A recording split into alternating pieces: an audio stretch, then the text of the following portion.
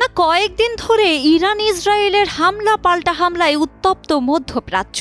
অঘোষিত চলমান যুদ্ধে লক্ষ্যবস্তুতে পরিণত হচ্ছে উভয় দেশের গুরুত্বপূর্ণ সামরিক ও পারমাণবিক স্থাপনা, যার ফলে বাড়ছে প্রাণহানি ও ক্ষয়ক্ষতি।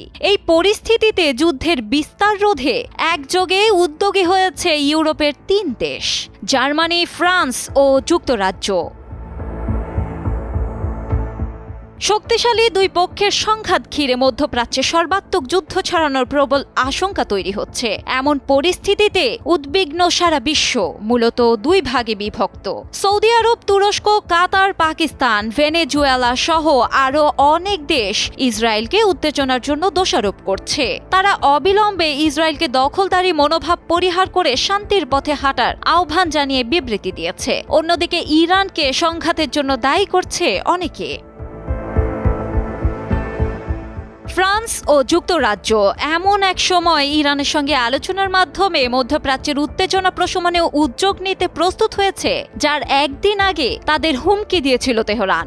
যেখানে ইরানের শীর্ষ কূটনৈতিক আব্বাস আরাঘচি স্পট জানিয়েছিলেন, তারা যদি ইসরায়েলের উপর হামলা প্রতিহত করতে সাহায্য করে, তবে পশ্চিমা 3 দেশগুলোর আঞ্চলিক ঘাঁটি ও জাহাজগুলো পরিণত হবে তেহরানের লক্ষ্যবস্তুতে।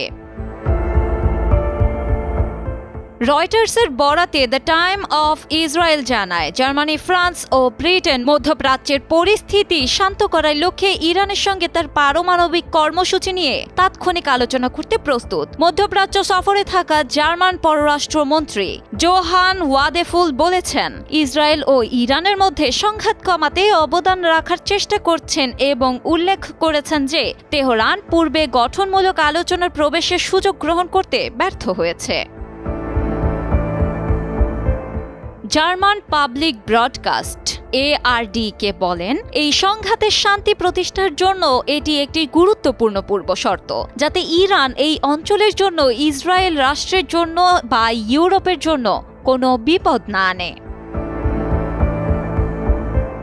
এদিকে শনিবার ইরান জুড়ে বেসামরিক ও জ্বালানি অবকাঠামোতে বোমা হামলা চালায় ইসরায়েল। এ হামলায় তেহরানের শাহরান তেল স্থাপনায় আগুন লাগে। জবাবে রাতে ইসরায়েলে ক্ষেপণাস্ত্র হামলা চালায় ইরান। এসব হামলায় 7 ইসরায়েলি নিহত হয়েছেন, আহত হয়েছেন আরও বহু সংখ্যক। ডেস্ক রিপোর্ট, সময়ের আলো।